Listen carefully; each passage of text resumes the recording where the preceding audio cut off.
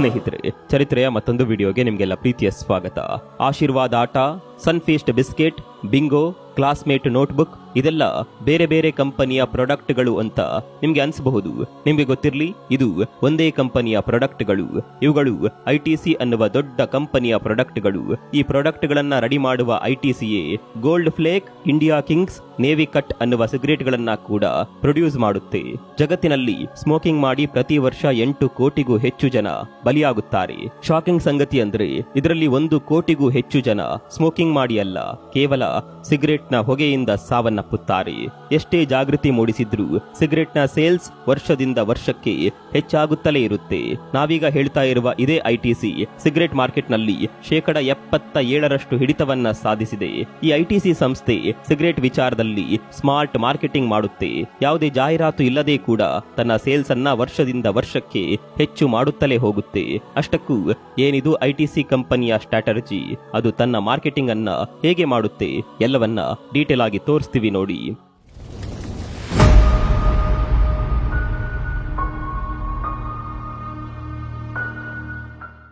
17ನೇ ಶತಮಾನದಲ್ಲಿ ಈ ಸ್ಮೋಕಿಂಗ್ ಅನ್ನೋದು ಜಗತ್ತಿನಾದ್ಯಂತ ಹರಡಿತ್ತು. ಭಾರತದಲ್ಲೂ ಕೂಡ ಇದೇ ಸಮಯದಲ್ಲಿ ಸ್ಮೋಕಿಂಗ್ ಎಂಟ್ರಿ ಕೊಡುತ್ತೆ. ಸ್ಮೋಕಿಂಗ್ ಆರೋಗ್ಯಕ್ಕೆ ಎಷ್ಟು ಹಾನಿಕರ ಎಂದು ಅವತ್ತು ಕೂಡ ಜನರಿಗೆ ಗೊತ್ತಿತ್ತು. ಆದ್ರೆ ಎಷ್ಟೇ ಜಾಗೃತಿ ಮೂಡಿಸಿದ್ರು, ಸಾಯ್ತೀರಿ ಅಂತ ಹೇಳಿದ್ರು ಅದನ್ನ ಯಾರೂ ಕೂಡ ಕೇರ್ ಮಾಡೋದಿಲ್ಲ. ಬ್ರಿಟಿಷರು ಭಾರತಕ್ಕೆ ಬಂದ ನಂತರವಂತೂ ಸ್ಮೋಕಿಂಗ್ ಮತ್ತಷ್ಟು ಹೆಚ್ಚಾಗುತ್ತೆ. ಇದೇ ಸಂದರ್ಭದಲ್ಲಿ ಐಟಿಸಿ ಅನ್ನುವ ಕಂಪನಿ ಭಾರತದಲ್ಲಿ ಹುಟ್ಟಿಕೊಂಡಿದ್ದು. ಈ ಕಂಪನಿಗೆ ಬರೋಬ್ಬರಿ 113 ವರ್ಷಗಳ ಇತಿಹಾಸ ಇದೆ. ಬ್ರಿಟಿಷರು ಈ ಕಂಪನಿಯನ್ನ 1910ರಲ್ಲಿ ಕೋಲ್ಕತ್ತಾದಲ್ಲಿ ಶುರು ಮಾಡ್ತಾರೆ. ಆರಂಭದಲ್ಲಿ imperial tobacco company of India limited ಅನ್ನುವ ಹೆಸರನ್ನ ಈ ಕಂಪನಿಗೆ ಇಡಲಾಗಿತ್ತು. ಈ ಕಂಪನಿಯಲ್ಲಿ 27.5% ಶೇರ್ ಸರ್ಕಾರದಿತ್ತು. ಅಂದ್ರೆ ಅಂದಿನ ಬ್ರಿಟಿಷ್ ಸರ್ಕಾರದ್ದು. 29.4% ಶೇರ್ ಬ್ರಿಟಿಷ್ ಅಮೆರಿಕನ್ ಟೊಬ್ಯಾಕೋ ಕಂಪನಿಯದ್ದಾಗಿತ್ತು. ಉಳಿದ ಶೇರ್ ಕೆಲವು ಭಾರತೀಯ ಉದ್ಯಮಿಗಳದ್ದಾಗಿತ್ತು. ಹಾಗಂತ ಭಾರತಕ್ಕೆ ಸಿಗರೇಟ್ ಪರಿಚಯ ಮಾಡಿದ್ದು ಇದೇ ಕಂಪನಿ ಅಂತಲ್ಲ. ಭಾರತಕ್ಕೆ ಮೊದಲೇ ಸಿಗರೇಟ್ ಎಂಟ್ರಿ ಕೊಟ್ಟಿತ್ತು. ಆದ್ರೆ ಅದನ್ನ ಮತ್ತೊಂದು ಹಂತಕ್ಕೆ ತೆಗೆದುಕೊಂಡು ಹೋಗಿದ್ದು ಐಟಿಸಿ ಕಂಪನಿ. ದೊಡ್ಡ ಮಟ್ಟದಲ್ಲಿ ಪ್ರಮೋಷನ್ ಮಾಡಿ ಸಿಗರೇಟ್ ಅನ್ನ ದೇಶವ್ಯಾಪಿ ವಿಸ್ತಾರ ಮಾಡಲಾಗುತ್ತೆ. ಮುಂದೆ 1947ರಲ್ಲಿ ಭಾರತಕ್ಕೆ ಸ್ವಾತಂತ್ರ್ಯ ಸಿಗುತ್ತೆ. ಹೀಗಾಗಿ ಐಟಿಸಿ ಕಂಪನಿಯಲ್ಲಿದ್ದ ಬ್ರಿಟಿಷ್ ಟೊಬ್ಯಾಕೋ ಕಂಪನಿಯ ಶೇರ್ ಅಲ್ಲಿಗೆ ಮುಕ್ತಾಯವಾಗುತ್ತೆ. ಹೆಸರು ಕೂಡ ಐಟಿಸಿ ಅಂತ ಬದಲಾಗುತ್ತೆ. ಇಲ್ಲಿ ಈಗ ಐಟಿಸಿ ಅಂದ್ರೆ ಇಂಡಿಯಾ ಟೊಬ್ಯಾಕೋ ಕಂಪನಿ ಅಂತ ಅರ್ಥ. ಈ ಹೆಸರು 1974ರವರೆಗೂ ಕಂಟಿನ್ಯೂ ಆಗುತ್ತೆ. ಆದ್ರೆ ಇದೇ ರೀತಿ ಆದ್ರೆ ಇದೊಂದು ಕೇವಲ ಟೊಬ್ಯಾಕೋ ಕಂಪನಿಯಾಗಿ ಉಳಿಯುತ್ತೆ ಅನ್ನುವ ಕಾರಣಕ್ಕೆ ಕೇವಲ ಐಟಿಸಿ ಲಿಮಿಟೆಡ್ ಅಂತ ಹೆಸರನ್ನ ಬದಲಾವಣೆ ಮಾಡಿ ಲೋಗೋದ ಮೇಲಿದ್ದ ಐಟಿಸಿ ಅನ್ನುವ ಟೊಬ್ಯಾಕೋ ಚಿತ್ರವನ್ನ ಕೂಡ ಬದಲಾವಣೆ ಮಾಡಲಾಗುತ್ತೆ. ಈ ಹೆಸರು ಬದಲಾಗಿದ್ದೇ ತಡ ಕಂಪನಿಯ ಅದೃಷ್ಟ ಕೂಡ ಬದಲಾಗುತ್ತೆ.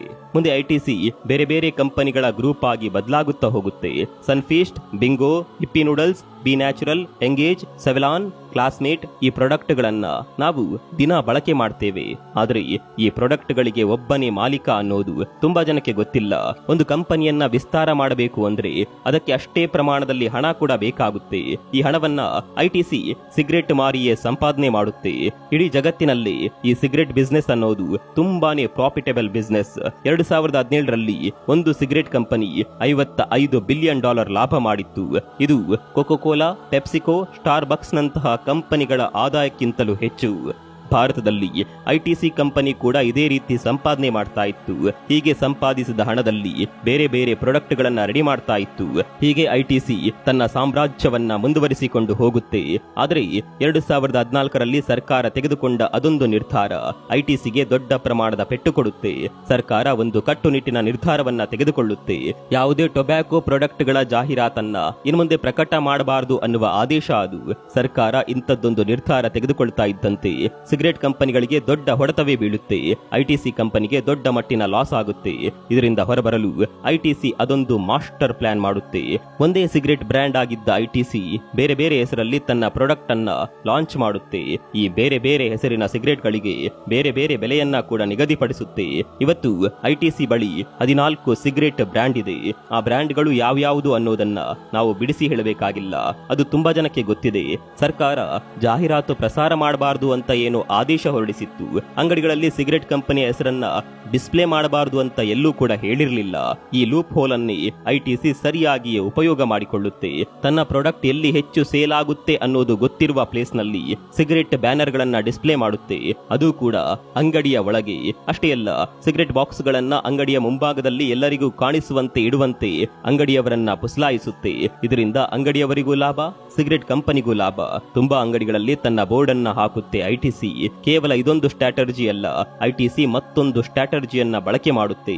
ಆ ಸ್ಟ್ರಾಟರ್ಜಿಯೇ ಪ್ರಮೋಷನ್. ಈಗ ನೀವು ಒಂದು ಪ್ರಶ್ನೆ ಕೇಳಬಹುದು, ಜಾಹೀರಾತು ಬ್ಯಾನ್ ಆದ್ಮೇಲೆ ಯಾವ ರೀತಿ ಪ್ರಮೋಷನ್ ಮಾಡ್ತಾರೆ?